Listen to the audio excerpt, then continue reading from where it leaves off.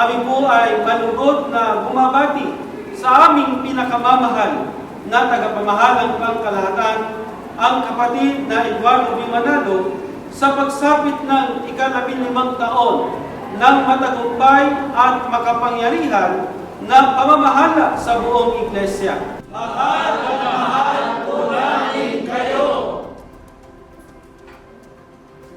Kami po ng mga ministro at manggagawa, kasama po ang lahat ng mga may tungkulin at mga kapatid sa aming lokal, ay buong puso pong bumabati sa kapatid na Eduardo B. Manalo, ang aming tagapamahalang pangkalahatan sa kanilang ika-15 taon ng anibersaryo ng pamamahala sa buong